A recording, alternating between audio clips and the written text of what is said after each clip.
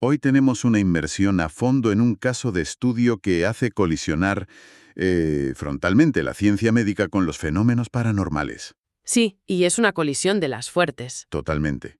Las fuentes que tenemos sobre la mesa son los textos fundacionales de un libro llamado Besamuertos. ¿Qué harías si fueras elegido? Que está escrito por C.C. Alcibíades. Hemos estado examinando extractos de su página web, los correos de marketing que mandaba y, por supuesto, el prefacio y el primer capítulo, que se llama El contacto. Exacto. Y nuestra misión en el análisis de hoy es desentrañar, o sea, entender la psicología de un médico de urgencias que asegura de convivir con una realidad completamente inexplicable. Queremos llegar al origen de esta historia. Y lo vamos a hacer manteniendo un enfoque hiperanalítico muy neutral. Eso es. Independientemente de lo que opine cada uno sobre los fantasmas o lo sobrenatural, el objetivo es explorar la mente humana, ¿no? Ver cómo funcionan las personas que afirman vivir estas cosas. Vale, vamos a desglosar esto. Pues a ver, es un punto de partida fundamental, porque para abordar un relato de este calibre no te basta con leer la historia y ya está. Claro, tienes que saber quién te la está contando. Exacto. Hay que diseccionar un poco la lente a través de la cual se filtra todo. El relator es casi tan importante como el propio sujeto de estudio. Por eso, el perfil del autor, de Cecchi Alcibiades, necesita que nos detengamos un momento antes de meternos en los pasillos del hospital. Totalmente. Pero, a ver, aquí es donde tengo que hacer un poco de abogado del diablo, desde el minuto 1. Dispara. Leyendo el prefacio me encuentro con una dualidad que francamente hace que me salten todas las alarmas. Por un lado, Alcibíades se presenta como un investigador súper metódico, muy riguroso, Sí, pero luego, en esa misma página, admite abiertamente que le fascinan los ovnis, la criptozoología, las abducciones y todo lo escatológico. O sea, ¿cómo podemos confiar en la rigurosidad clínica de esto cuando el autor está tan metido en temas de ciencia ficción? Es que parece una contradicción enorme. ya. A ver, es una observación muy aguda. Pero lo fascinante de esto es que esa aparente contradicción es justo lo que le da una capa de credibilidad inesperada. ¿Tú crees? Sí, sí, piénsalo. Lo que hace él en el prefacio es un ejercicio de transparencia radical. O sea, no oculta sus sesgos, los pone bajo un foco gigantesco. Bueno, él dice que es miedoso, pero no cobarde. Él elige mirar, elige investigar todo esto. Y sobre sus intereses extravagantes, pues establece una frontera muy clara entre el asombro y la credulidad. Ya. Pero es que hoy en día, en la era de Internet, esa frontera no existe, es invisible. Tienes una industria entera montada para rentabilizar lo paranormal con vídeos falsos por todos lados. Y él lo sabe. De hecho, el propio material de marketing del libro menciona ese entorno tóxico. Alcibíades es muy consciente de esa economía de la atención. Sabe que hay gente inventando cosas para monetizar. Para ganar clics y seguidores, claro. Eso es.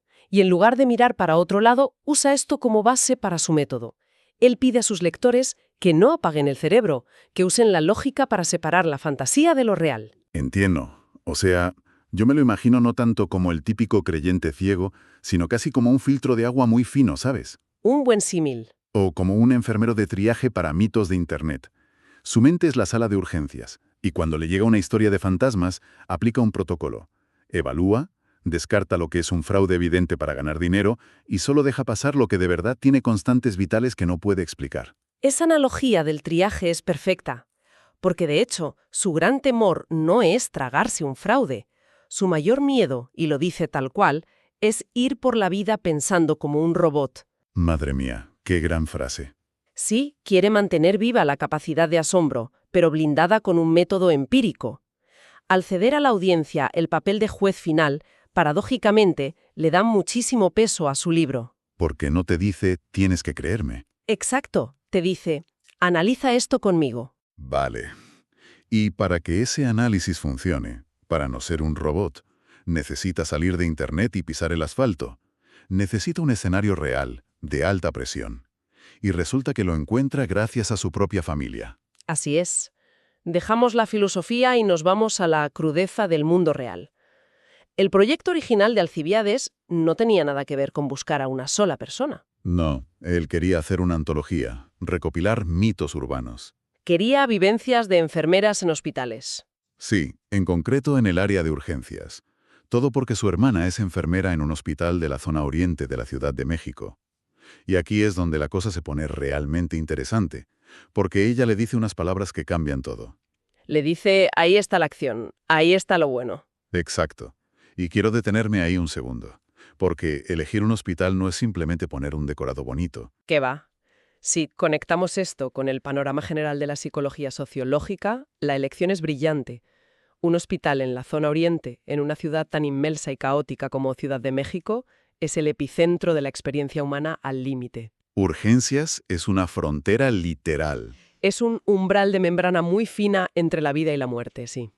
Y fisiológicamente hablando, es una auténtica olla a presión. Los médicos y enfermeras ahí sufren privación de sueño, caídas de adrenalina brutales, ven traumas constantemente y claro, ese entorno altera la percepción de cualquiera. Totalmente. Fomenta la paraidolia, esa cosa del cerebro de buscar caras o figuras donde no las hay, a veces solo para procesar un estrés que es inmanejable. Por eso el folclore en los hospitales está tan documentado. El personal médico comparte historias de sombras no porque estén todos alucinando, sino como un mecanismo de defensa psicológico. Para procesar el duelo constante, claro. Exacto, es algo colectivo. Pero el giro radical del libro llega cuando la hermana paraliza el proyecto antológico por completo. Le dice que se olvide de las historias sueltas, que conoce a un colega con una habilidad asombrosa. Y ahí todo el proyecto muta. Pasa de ser un catálogo de rumores de pasillo a un estudio de caso clínico, narrativo, muy enfocado. Al tener a un sujeto específico, el autor tiene que aplicar ese triaje mental sobre una sola persona. Ya, pero ahí aparece un problema logístico gigante. Identificar a este Dr. C es una cosa, pero lograr que hable es una pesadilla de espionaje. Ostras, totalmente. La hermana le da el número, pero con unas reglas loquísimas. Reglas de la Guerra Fría, te lo juro. 1. Prohibido llamarle directamente porque no cogen números desconocidos nunca. 2. Tiene que ser por mensaje de texto. Y 3. Tiene que decir explícitamente que va de parte de la hermana. Son barreras operativas extremadamente rígidas. Y claro, el primer intento es un fracaso porque resulta que el número era incorrecto. A ver, tengo que volver a empujar aquí. Hay algo que me choca muchísimo. Los documentos dicen que el Dr. C es reservado, que anhela una vida normal y no busca fama. Ajá. Si eso es verdad, y pone tantas barreras paranoicas, porque acepta hablar con un desconocido que le dice que está escribiendo un libro paranormal. O sea, es como si te acercas a un animal salvaje y escurridizo en un documental de naturaleza. Un ruido fuerte y desaparece para siempre. Exacto. Lo lógico sería que este doctor saliera corriendo. Es una paradoja tremenda, pero psicológicamente tiene todo el sentido del mundo si miramos el trauma y el aislamiento. Explícame eso. Imagina a una persona súper pragmática de ciencias que carga con una vivencia que rompe las leyes de la física. Ese secreto ahoga. Y el no poder contarlo por terror a que duden de tu profesionalidad genera una presión insoportable. Necesitas una válvula de escape urgente. Eso es. No puede irse a un foro de Internet ni decírselo al director del hospital. Necesita un espacio esterilizado. La hermana actúa como esa garantía de seguridad. Al exigir que la nombren, el doctor se asegura de que no está hablando con un cazafantasmas loco de Internet. O sea que acepta la entrevista no a pesar de querer una vida normal, sino porque necesita vaciar esa olla a presión para poder ser normal. Has dado en el clavo. Y esto destruye por completo el mito del gurú que va buscando micrófonos. Todo el proceso para contactarle, tener que buscarle al final por Facebook Messenger porque el móvil no iba, confirma que este señor vive fuera de los focos. Le escribe por Messenger. Buenas tardes, Dr. C. Soy hermano de A. Y con ese salvoconducto, el doctor acepta súper rápido. Lo cual nos lleva al clímax del capítulo. El encuentro digital. Sí, porque después de tanta intriga, el encuentro choca con cualquier película que te hayas montado. Se agendan el martes 10 de noviembre de 2020 a las 7 de la tarde, en plena pandemia. Y no quedan en un cementerio, se ven por Zoom. Es maravilloso. Es la cumbre de la trivialidad contemporánea.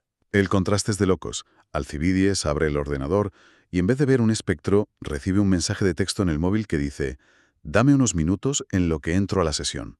El clásico «Estoy terminando otra reunión del teletrabajo». Tal cual. Pasan unos minutos, el doctor entra y la gran revelación no es un monstruo. Es que el Dr. C es un hombre completamente normal, educado, culto, un tipo de carne y hueso. Alcibiades lo dice, sufre una disonancia cognitiva tremenda al verle. Se encuentra con un médico exhausto tras su turno. Entonces, ¿qué significa todo esto para la historia? Para mí, que el Dr. C sea tan ordinario y cortés hace que el relato sea muchísimo más perturbador.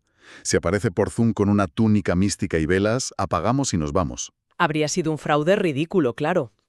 Y esto plantea una pregunta importante sobre nuestra forma de percibir la realidad. A ver, Asumiendo que su experiencia sea real, dentro de su subjetividad, es posible que para lidiar con lo inexplicable haga falta una mente hiperlógica. Este doctor lleva años entrenado para ver síntomas y pedir pruebas empíricas. su cerebro es una máquina racional. Exacto. Y cuando esa máquina racional se choca contra algo que rompe la biología, el cortocircuito es masivo. Qué fuerte. O sea, que el choque entre intentar conectar un Zoom en pandemia y hablar de misterios entre la vida y la muerte le da mucha más validez que cualquier montaje. No hay humo ni espejos. Son dos tíos delante de unas webcams intentando darle sentido a algo absurdo. Para el doctor, esto no es magia, es un síntoma anómalo de su entorno que no sabe cómo curar. Y precisamente tratar esto como un síntoma anómalo es el núcleo del libro. Llegados a este punto, tenemos que explicar cómo seguirle la pista a todo esto, porque los textos dejan muy claro qué puede hacer la gente para auditar el caso. Es fundamental, sí, porque nosotros solo hemos analizado hoy la chispa inicial, el primer saludo por Zoom. El caso clínico va mucho más allá. Para los que quieran investigar por su cuenta, los documentos indican que el libro Besa muertos, que harías si fueras elegido, está en Amazon. Y algo muy destacable de la transparencia del autor es que deja correos directos. Sí, calciviadesescritor@gmail.com y también onboxpodcast@gmail.com. Dice que incluso manda copias autografiadas. No se esconde en absoluto. Es una invitación abierta a comprobar todo. Y detrás de esto hay una ética muy clara. El objetivo del libro es dar voz a estas personas, legitimar a quienes, como este doctor, luchan en silencio por mantener la cordura cuando ven cosas que la sociedad llama locura inmediata. Es tender un puente de empatía enorme. Y la web del libro hace una pregunta fantástica para tender ese puente. ¿Has tenido la sensación de que alguien te mira o crees haber visto sombras en casa? Es que evolutivamente estamos programados para sentir ese escalofrío en la nuca. Es para detectar depredadores. Todos hemos sentido que nos vigilan estando solos. Es universal. Y Alcibiades coge ese instinto, esa sombra que ignoramos al encender la luz, y lo convierte en su punto de partida investigativo. Remarca muchísimo el valor del periodismo literario independiente, el que documenta historias que la ciencia, al necesitar control absoluto de variables, a menudo ignora. Ha sido una inmersión fascinante. Empezamos con un autor que se niega a pensar como un robot y actúa de filtro contra los fraudes de Internet. Luego bajamos al barro de las urgencias de un hospital en Ciudad de México, donde el trauma nubla la realidad. Y acabamos frente a la pantalla de un ordenador, con un médico exhausto intentando procesar un secreto terrible en medio de un cruce de correos y retrasos de Zoom. Es un aviso a navegantes para no automatizar nuestro pensamiento. Nos piden tener un juicio muy crítico, rechazar fraudes, pero dejar la puerta abierta al asombro, a eso que aún no sabemos medir. Porque la ciencia nos ha enseñado que la anomalía incomprensible de hoy puede ser la realidad física del mañana. ¿Ya ves? Y para cerrar este análisis documental, a mí me vuela la cabeza pensar en una última derivada. Si alguien con esa formación tan pragmática soporta el peso de una realidad invisible cada día, ¿qué nos garantiza que el compañero de la oficina, la persona que nos sirve el café o la que va sentada frente a nosotros en el metro, no esté viendo sombras ahora mismo? Igual están viviendo en esa realidad incomprensible, pero se callan por un terror absoluto a ser juzgados. Quizás las anomalías más grandes no están en los hospitales, sino en el silencio aplastante de la gente común con la que nos cruzamos a diario.